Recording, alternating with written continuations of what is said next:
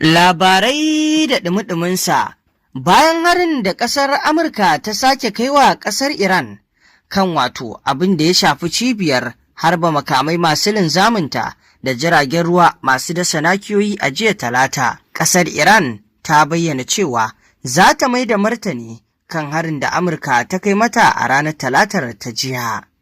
Masu saurare ku gyara zama domin jin wannan rahotannin labarai da muke tafa da su kan saƙon da Iran ta fitar na cewa za ta rama abin da Amurkan ta yi mata.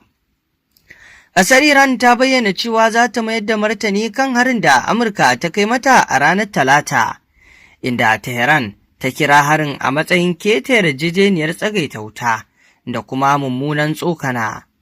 Rahotanni sun ce jami'an gwamnatin Iran da na soji sun yi barazanar ɗaukar mataki kan muradin Amurka a yankin gabas ta tsakiya baki ɗaya. Rahotanni daga kafofin duniya sun nuna cewa harin na Amurka ya kai wasu wuraren makamai da jirage na ruwa a kudancin Iran, yayin da Amurka ta ce harin kariya ne domin kare dakarunta, sai dai Iran ta ce dole ne Amurka ta fuskanci sakamakonta abin da ta aikata. Haka kuma jagoran Iran Mujtaba Khamenei ya yi gargaɗin sansanonin Amurka a yankin ba za su kasance cikin aminci ba idan aka ci gaba da kai hare-hare. A mahangar siyasa da tsaro, wannan rikici tsakanin Iran da ƙasar Amurka na iya shiga wani sabon mataki mai haɗari idan ba a samu sassauci ba. Idan Iran ta mayar da martani kai tsaye kan Amurka, akwai yiwuwar rikicin ya faɗaɗa zuwa yankin gabas ta tsakiya gaba ɗaya, musamman saboda akwai sansanonin Amurka da dama a ƙasashen yankin. A ɓangaren soja, Iran tana da hanyoyi daban-daban da za ta iya amfani da su.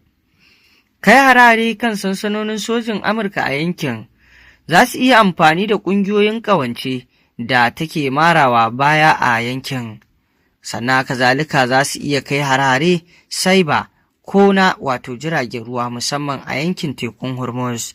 Sai dai kuma Iran tana sani cewa shiga cikakken yaƙi da Amurka kai tsaye zai iya jawo mata babban matsin tattalin arziki da lalacewar ababen more rayuwa.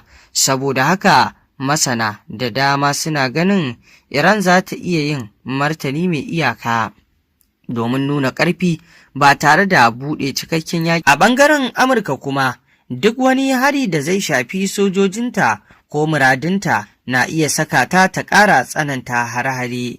Wannan shine abin da ke sa duniya cikin fargabar cewa kuskure guda zai iya rikidewa zuwa babban rikici. Abin lura a nan shine farashin mai na duniya na iya tashi sosai idan rikicin ya shafi hanyoyin jiragen ruwa. Ƙasashen duniya musamman Rasha da China za su shiga lamarin ta fuskar siyasa da tattalin arziki. Hakanan na iya ƙara rarrabuwar kawuna a siyasar duniya. A takaice dai wannan rikici yanzu ya huce batun Iran da Amurka kawai, yana iya shafar tattalin arziki na duniya, tsaro da siyasar ƙasa da ƙasa baki ɗaya. Wannan dama shi ake tunani, babu ta yadda za a yi ƙasar nan ta Iran, ƙasar Amurka ta sake kai mata hari kuma ta ja baki ta yi shiru. Wannan ba abu ne dama da zai iya yiwuwa ba, domin tun kafin ma Amurkan ta sake kai harin, ƙasar Iran ta bayyana cewa da harin da ƙasar Amurka ta sake kai mata, to fa za ta mayar mata da martani. Kuma a halin yanzu batun a ce su kai masa hari ana cikin batu na yarjejeniya, abu ne da ba zai sabu ba a ce Iran ta kasa rama wannan hari. A yanzu dai Iran ta bayyana cewa za ta mayar mata martani, dole ne ƙasar Amurka ta karɓi sakamakon abin da ta aikata.